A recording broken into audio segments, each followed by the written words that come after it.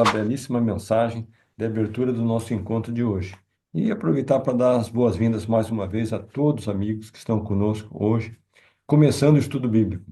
É um estudo que realizamos há 4 anos, semanalmente, e esperamos que você possa ter aqui uma comunhão com o Espírito Santo, uma aproximação com o Senhor e, acima de tudo, encontrar as respostas para as perguntas da alma. Queridos amigos, nós estamos ainda no mês de fevereiro, que eu acredito que é um início de ano. Ainda janeiro, fevereiro, estamos aqui em plena semana, um feriado prolongado, e muitas vezes nós refletimos sobre como será o ano que está se iniciando.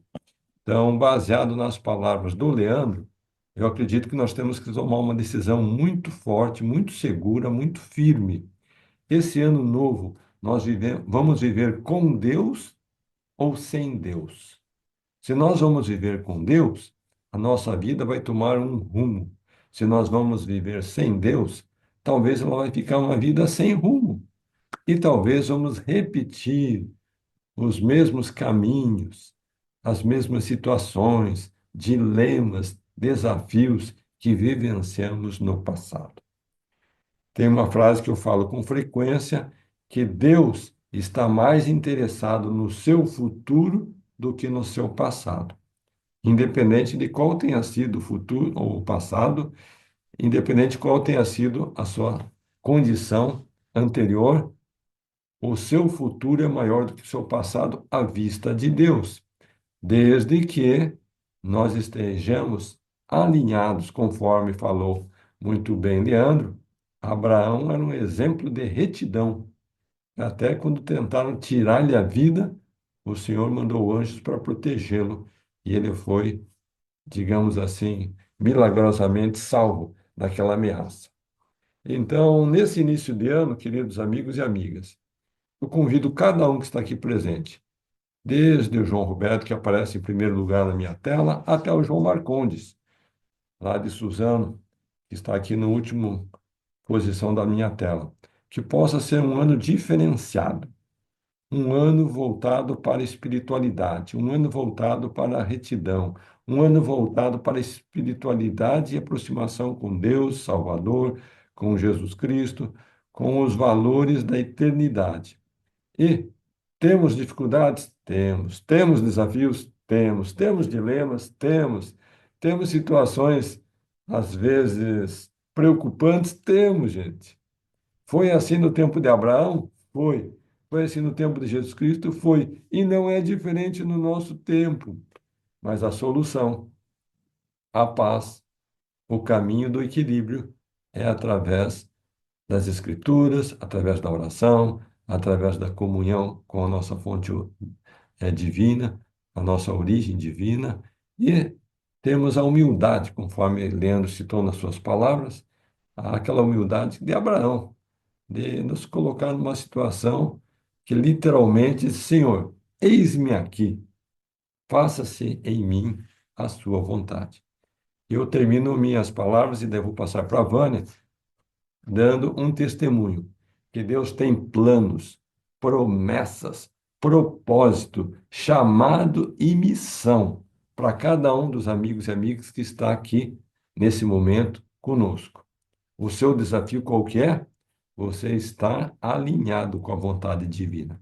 E quando você está alinhado com essa vontade divina, bingo, o milagre da transformação acontece na sua vida em todas as esferas, seja de ordem pessoal, familiar, profissional, financeira, relacionamento, porque Deus vai curar qualquer feridas do passado, do presente e lhe dar um futuro melhor.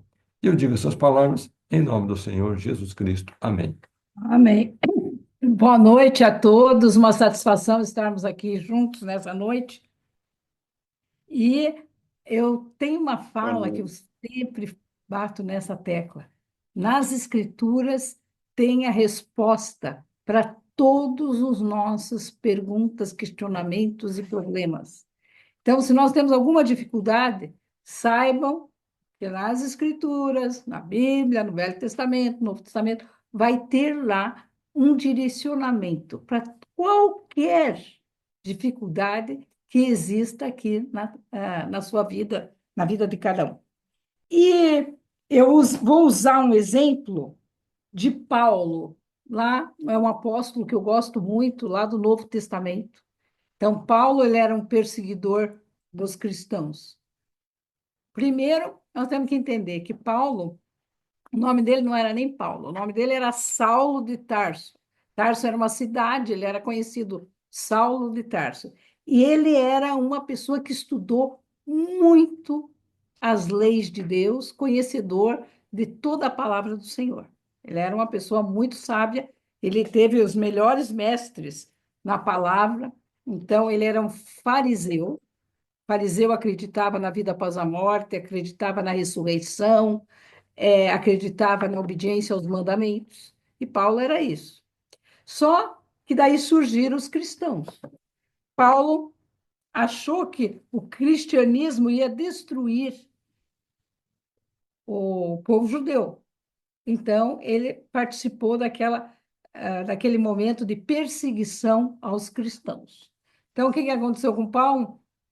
Ele foi um daqueles que assinou lá para que Estevão fosse apedrejado. E Estevão foi apedrejado e foi morto. E Paulo esteve envolvido nisso. E Paulo, mais tarde, viajando para Damasco, ele estava indo nesse caminho atrás de perseguir os cristãos. Ele estava indo com o propósito de, não podemos deixar essa, digamos, seita, que é quando a pessoa não conhece uma religião, ela costuma dizer que aquilo é uma seita. Então, não vou deixar que esse cristianismo aí vá em frente. Ele não conhecia Jesus Cristo. Mas daí, quando ele estava nesse caminho, o que aconteceu? Ele viu uma luz intensa do céu que o cercou. E ele caiu por terra e ouviu uma voz. Então, Paulo não viu Jesus Cristo, mas ele ouviu uma voz que disse assim: Saulo, Saulo, por que me persegues? E ele perguntou: Quem é, Senhor? Ele nem reconheceu na hora. Olha como ele não tinha conhecimento de Cristo. Quem és tu, né? E o Senhor respondeu: Eu sou Jesus a quem tu persegues. E daí que Paulo entendeu que aquele era o Jesus Cristo, o Filho de Deus. E daí ele recebeu ali um castigo, não sei. O Senhor o deixou cego. E ele ficou cego, não conseguia enxergar. Aquela luz provavelmente o cegou, não sei. Ele foi levado até Damasco e ele ficou 3 dias cego, até que Ananias recebeu uma revelação de Deus para que fosse atrás de Saulo, lhe desse uma bênção do sacerdócio e que ele fosse curado. E isso aconteceu. Saulo recebeu a bênção, foi curado, e daí ele começou a estudar a palavra, né, de Cristo, se converteu, foi batizado, e depois ele se tornou um apóstolo. Ele foi um apóstolo um pouco diferente dos outros, porque ele levou a sério uma frase que Cristo falou logo após a sua ressurreição. Cristo disse assim aos apóstolos. Depois que ele ressuscitou, ele apareceu várias vezes aos apóstolos. Em uma dessas ocasiões, ele disse: Ide por todo o mundo e pregai o evangelho a toda criatura. Então, ele entendeu que esse toda criatura não era mais só o povo judeu, mas que era para sair pregar os gentios. Gentios eram todos os povos que não eram judeus, eram conhecidos como gentios nas escrituras. E daí ele saiu, então, Saulo, que daí se tornou Paulo, ele foi aquele missionário que foi longe pregar o evangelho do Senhor. Então, Paulo, ele se destacou por pregar o evangelho àqueles que não eram judeus. E ele entendeu esse mandamento que Cristo deu aos apóstolos. E ele fez várias viagens missionárias e em lugares na Turquia, ou em 3 cidades diferentes, e na Grécia. Então, ele foi aquele que foi longe pregar o Evangelho. Ele deixou 13 cartas de legado nas Escrituras. Então, ele falava, a essa que eu vou me referir hoje é aos Filipenses. Ele falou para aquele povo que morava em Filipo. E tinha outros, cada vez coríntios, os coríntios, né? A carta dos coríntios. Ele estava falando para aquele povo que morava naquela cidade. Então, ele muitas vezes foi preso, sofreu perseguição muito grande por estar pregando o cristianismo numa terra que não nem viram Cristo. Ele foi além. Mas ele se ficou firme naquele testemunho que ele recebeu de Jesus Cristo.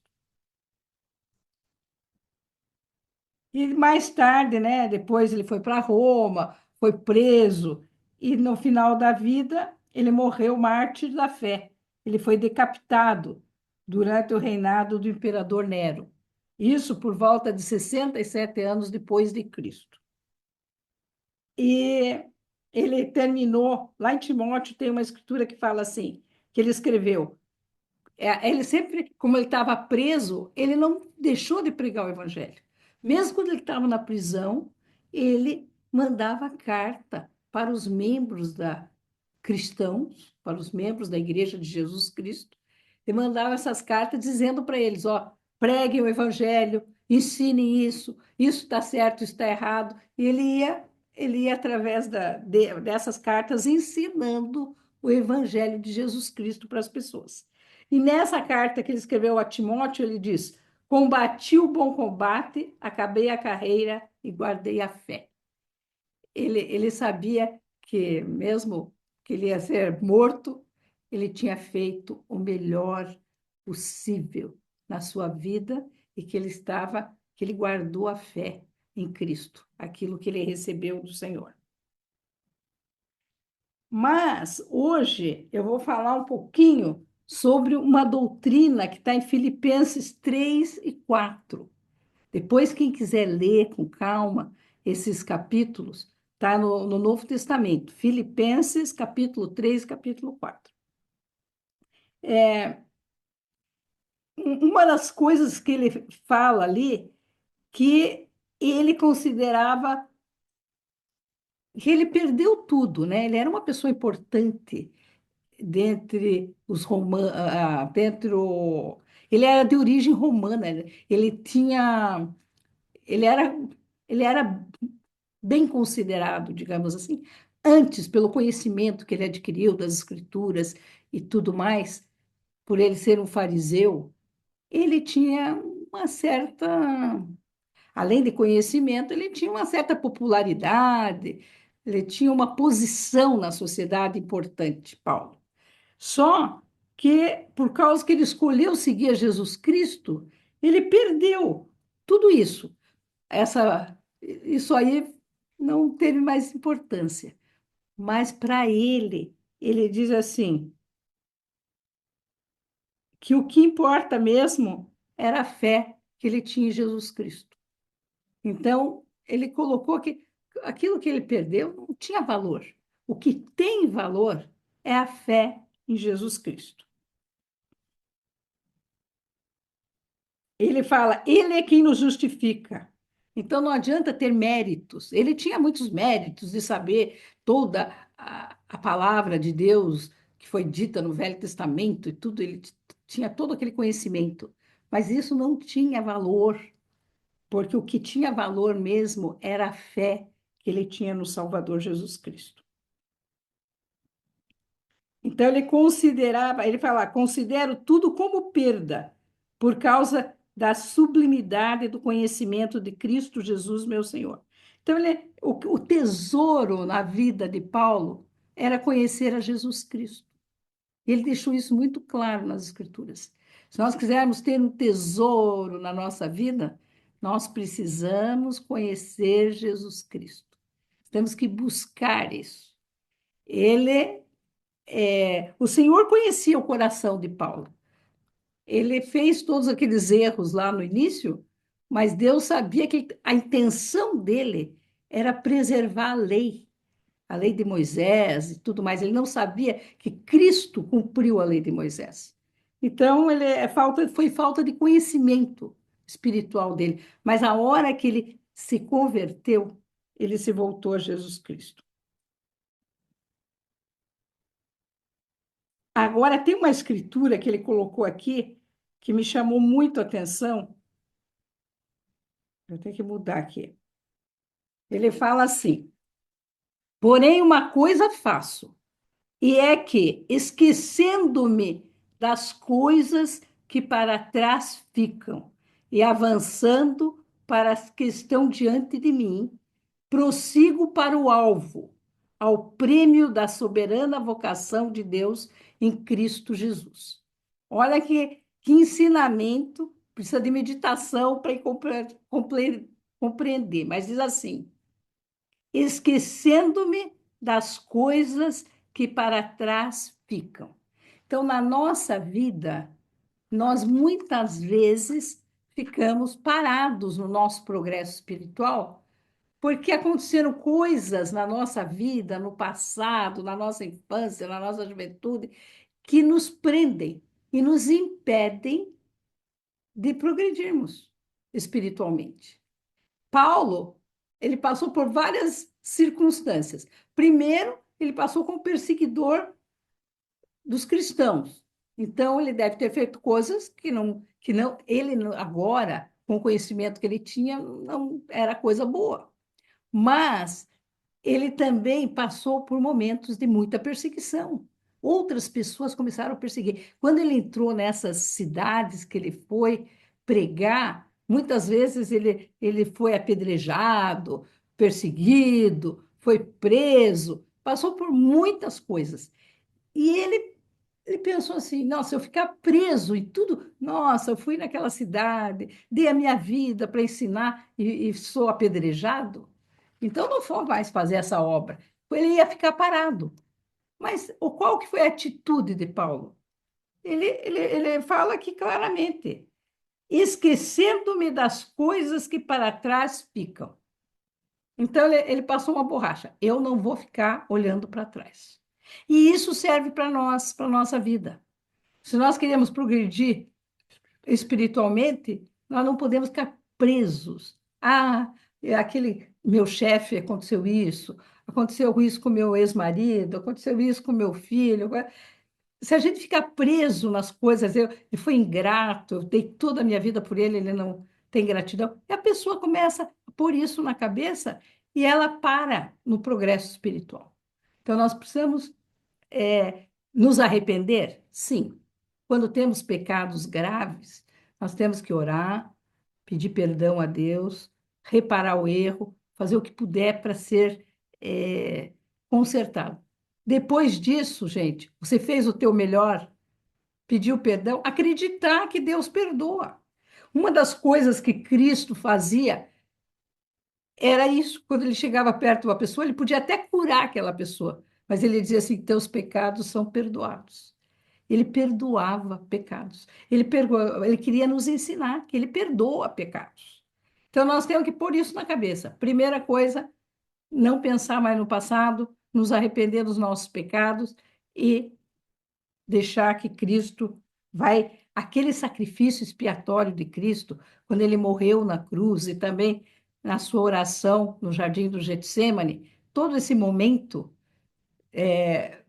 muito difícil que foi, ele estava pagando pelos nossos pecados. Se nós nos arrependermos, nós estamos livres daquilo.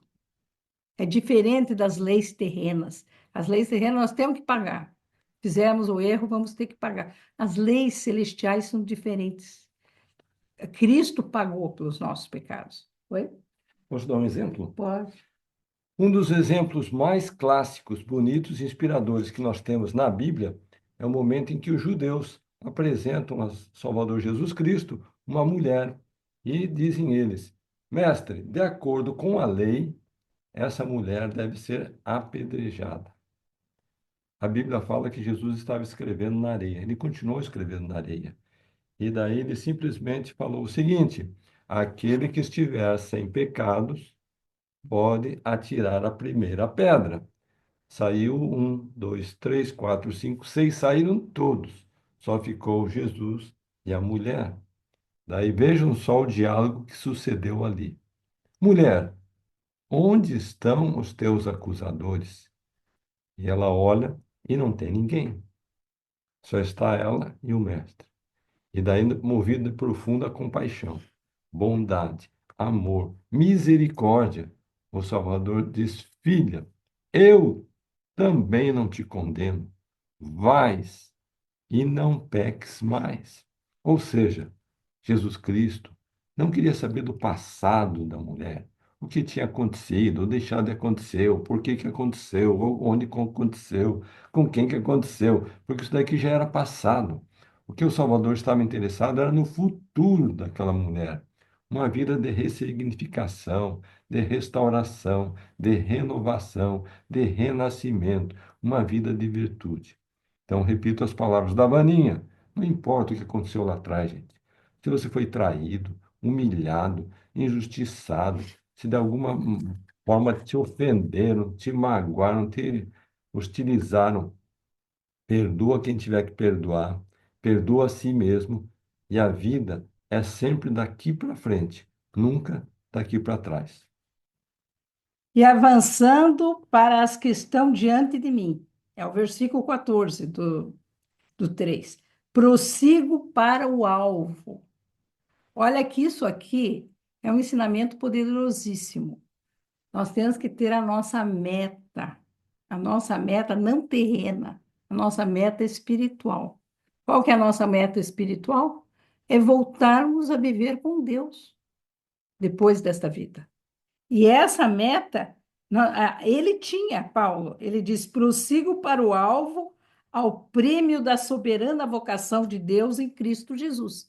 Ele estava certo de que lá na próxima vida ele ia ter o prêmio por todas essas dilemas que ele estava passando. Então, ele era uma pessoa que ele estava acima de tudo que estava acontecendo. Ele estava preso, estava sofrendo, mas ele estava, é, a meta dele, o alvo dele, o objetivo dele era tão forte na mente de Paulo que ele não se deixava influenciar por todas aquelas circunstâncias de estar preso injustamente, de ter sido apedrejado, de ter todas as coisas que aconteceram com ele. E ele falava assim: mas a nossa cidadania está nos céus. A gente fala muito de nós, qual que é o meu local, aonde eu vou. Então, o dele, a minha cidadania, ele não estava preocupado se ele ia ficar em Roma, se ele ia ficar em Jerusalém, aonde que ele estaria. Ele estava preocupado nos céus. Ele estava preocupado com a vida após a morte. Então, nós temos que ter essa preocupação. Aonde que eu vou na minha futura vida? E aqui eu faço a provocação. Às vezes as pessoas gastam tempo, dinheiro, recursos para buscar sua cidadania, seja espanhola, italiana, portuguesa ou outra origem. Gente, a sua cidadania mais rica é a do céu. E cuja glória é para a vergonha deles, e não só pensam nas coisas terrenas. Então, ele diz que as pessoas se perdem porque elas pensam demais nas coisas desta vida. E esta vida, como eu sempre falo, como nós temos pessoas novas na classe hoje, eu vou repetir, eu tenho aqui um copinho com água, ó. Essa aqui é a nossa vida terrena. É um período, 70, 80 anos, alguns mais, alguns menos, mas é um tempo que nós passamos aqui nessa terra. Em comparação com o oceano, quem já esteve em alto mar sabe a quantidade de água que tem nos oceanos desta terra. A nossa vida é só esse copinho d'água. E o oceano, gente, é a eternidade. Não tem. Se vocês forem tirar a água do mar com o copinho, vocês vai levar milhões de anos lá para tirar e não tira tudo. Então, não tem fim. Nós precisamos ter essa consciência de que esse tempo é para a gente se preparar para nos encontrarmos com Deus, com Jesus Cristo. E não podemos perder esse tempo deixando passar. E daí ele fala, o qual transformará o nosso corpo abatido para ser conforme o seu corpo glorioso. Aqui ele está falando da ressurreição. Cristo, ele foi o primeiro a ressuscitar. Então, nós sabemos que até então nunca tinha acontecido ninguém ter voltado a viver com um corpo novamente. E Cristo, quando ele apareceu para Maria Madalena, apareceu para os apóstolos, ele mostrou que ele tinha um corpo. Inclusive, quando ele entrou, os apóstolos estavam fechados numa casa. Então, para vocês verem que não é um corpo igual ao nosso agora. Ele entrou com as portas fechadas. Ele chegou lá, o que os apóstolos pensaram? Ah, é um espírito. O espírito de Cristo voltou aqui. E daí ele pergunta: vocês têm algum alimento? Eles falam que tinha peixe, mel. Ele sentou e comeu com eles para mostrar que ele tinha um corpo físico e permitiu que eles tocassem as marcas no seu corpo. Então, Cristo foi o primeiro a ressuscitar. E essa a graça que ele nos deu. Nós todos ressuscitaremos. Sejam bons ou maus, depois seremos julgados e receberemos a glória de acordo com as nossas obras. Mas, a princípio, todas as pessoas ressuscitarão. Então, vão ter a oportunidade de ter novamente o seu corpo. E é por isso que ele fala que transformará o nosso corpo abatido. Ele lá preso, com pouco alimento, devia de estar abatido mesmo para ser conforme o seu corpo glorioso. Então, o nosso corpo vai ter esse corpo glorioso, conforme Jesus Cristo ensinava.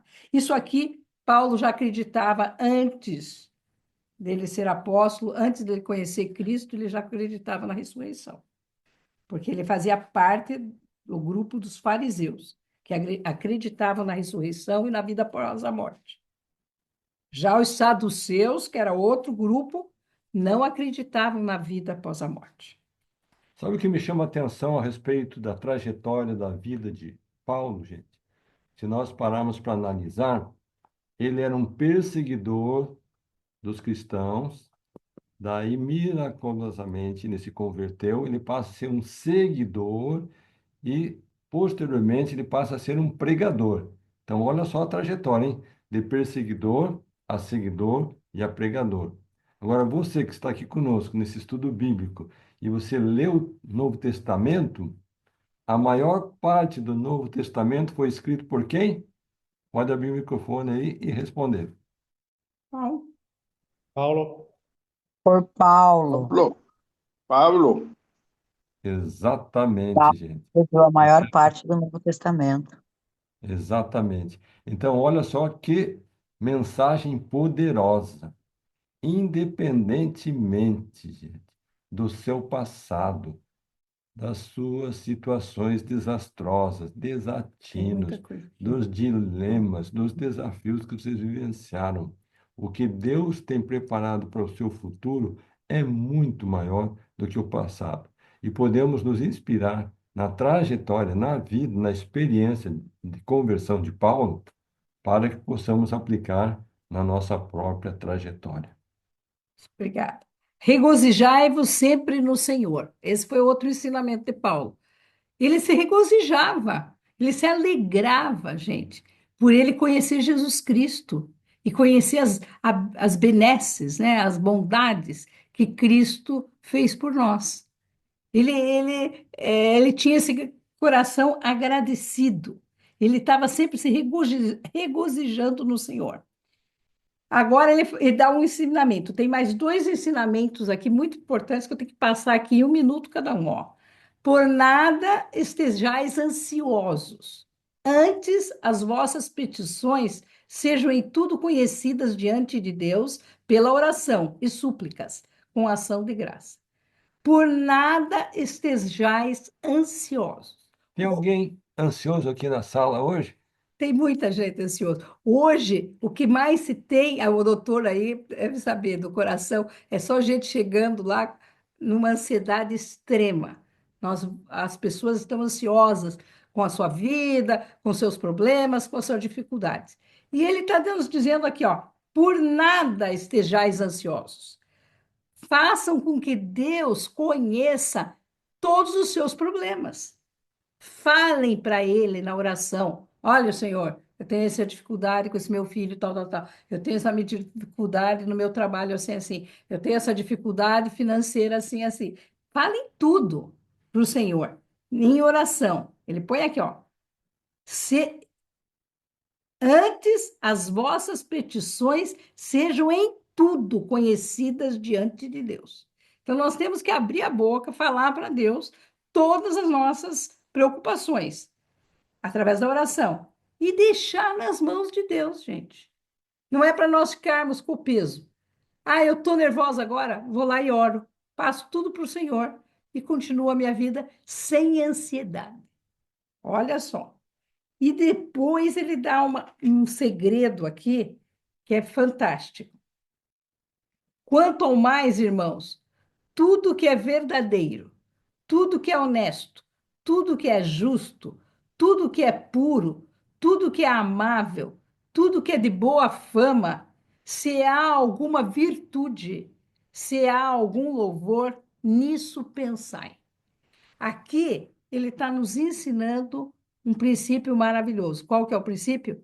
De nós dominarmos a nossa mente. Que a nossa mente tem uma tendência a gente pensar no medo, na ansiedade. A gente já fica ansioso achando que vai acontecer uma coisa que nem vai acontecer. E a gente vai ficando sofrendo ali e a nossa mente cada vez mais ansiosa. Quem gosta muito disso é Satanás, né? O adversário. Ele adora que a gente esteja numa situação de nervoso, uma situação de descontrole emocional. E aqui ele está nos ensinando que nós temos que aprender a colocar coisas boas na nossa mente. Ele fala aqui, tudo que é verdadeiro, tudo que é honesto, justo, puro, amável, de boa fama, tudo que é virtude, é nisso que nós temos que pensar. Agora, se eu começar a pôr medo, raiva, perseguição, coisas assim, a pessoa vive num inferno. Eu tenho uma conhecida minha que ela tem depressão e tudo ela acha que é perseguição, que alguém está perseguindo, que alguém está contra ela, que alguém está contra a família dela. Ela tem um negativismo assim, e não tem quem tire, porque é ela que tem que tirar. A gente fala, mas ela não consegue. É ela que tem que começar a se policiar. Eu estou pensando isso, pois eu vou pensar o contrário. Eu vou ter que memorizar essa escritura e ficar repetindo, fazer uma mantra e não permitir que pensamentos ruins tomem conta da nossa vida. Porque é isso que Satanás quer. Ele quer nos desestimular, ele quer nos parar o nosso progresso espiritual, ele quer diminuir a nossa fé, tirar a nossa fé. E todas essas coisas vão tirando se nós ficarmos com pensamentos negativos. Então, nós temos que fazer um esforço, e eu tenho uma experiência. Há muitos anos atrás, meus filhos sofreram um acidente gravíssimo, quase morreram, não morreram por um milagre. Mas isso foi em 98. E depois disso, de que eu cuidei dos meus filhos doentes lá, alguns meses, mas depois dessa experiência, toda hora eu punha, se eu estava fazendo alguma coisa, estava dirigindo o carro, que não tinha vinha aquele pensamento daquele tempo que eu passei no hospital, todas as coisas que aconteceram. E assim foi. E eu comecei a ficar doente. E daí eu fui no médico e a pergunta que ele fez, ele falou, você tem pensamento repetitivo? Eu na hora nem entendi. Falei, que tipo de pensamento? Que vem na tua mente assim, rapidinho, quando você não pensa. Falei, ah, sim, na hora que ele falou repetitivo, daí já, o pensamento já chegou. Eu falei, quando eu estou lavando a louça, dirigindo o carro, tal, eu tenho esse pensamento. Ele falou assim, isso é que está te deixando doente. É os teus pensamentos. Você tem que mudar. Eu falei, mas e como que eu vou me livrar disso? Ele falou, quando vier esse pensamento na tua mente, você tem que eliminar, você tem que mudar imediatamente. Quando você perceber que você está pensando, você tem que cortar, tem que cortar. E eu fui para casa com aquela lição. Quando eu via que eu estava pensando, eu cortava, começava a cantar, fazer uma outra coisa, de recitar um hino ou uma escritura, alguma coisa, e fui cortando, cortando. A questão de 2 meses, além de eu restaurar minha saúde, eu também me livrei. Eu só me lembro isso cada século. Muito difícil me lembrar daquele episódio mais na minha vida. Por quê? Porque eu precisei dominar a minha mente. E isso acontece conosco diariamente. Se percebemos que tem coisas ruins acontecendo e nós estamos com esse pensamento constantemente na nossa mente, está errado. O apóstolo aqui estava preso, estava em situações de dificuldade, mas ele estava mantendo a fé e ele estava. Acabou meu tempo. E tinha mais. Leiam esses capítulos, tem muita coisa. Ele fala assim: já aprendi a contentar-me com o que tenho. Ele também, Não ouvi essa frase. Tem que repetir mais uma vez, hein? O que está escrito aí? já aprendi a contentar-me com o que tenho. Nossa, gente do céu, essa pegou no coração, hein? É essa busca incansável nossa de querer coisas materiais nos tiram do alvo, que é a vida eterna. Pensem nisso. E eu deixo esse testemunho aqui.